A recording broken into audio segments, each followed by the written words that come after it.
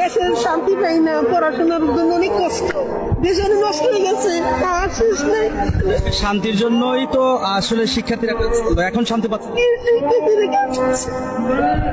শান্তি নাই। ভিডিওটিতে একটি লাইক দিয়ে চ্যানেলটি সাবস্ক্রাইব করে দিবে। বৈষম্য বিরোধী ছাত্র আন্দোলন করিয়া দেশের সরকারে বাগাইয়া দেখেন বাংলাদেশের মানুষ কতটুকু শান্তিতে আছে।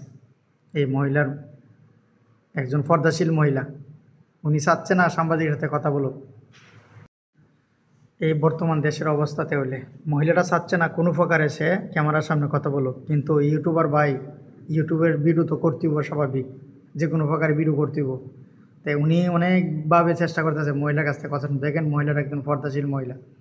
এই বর্তমান দেশের অবস্থা ভাই, আপনারা ছাত্র ভাইয়েরা, হাইরে দেশের জনগণ শেখ হাসিনার বাগায়া কোন সরকারের দেশে আনছেন, দেশ কীভাবে চলতেছে, এই মহিলার অবস্থা দেখলেই বোঝা যায় ভাই। হাইরে মানুষ 16 বছর থেকে কত শান্তি আসিলেন, এখন বুঝবেন হারারে টের পাইতেছে। যারা মেধাবী জ্ঞানী তারা অবশ্যই টের পাইতেছে যে আমরা কি দেশের কতটুকু ক্ষতি করছে ওই মহিলার কাছ থেকে। ওনার যে মহিলাটা আসলে কথা বলতে চাচ্ছে না, ওনার যে আকার ইঙ্গিতরা, এটা থেকে বোঝা যাচ্ছে এই অবস্থাটা।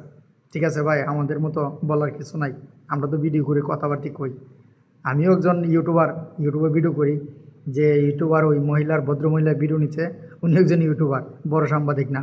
বড় সাংবাদিক হইলে এভাবে এই মহিলার চাচ্ছে না কত, তারপরে ওনারা কথা চেষ্টা করতেছে। ধন্যবাদ সবাইকে।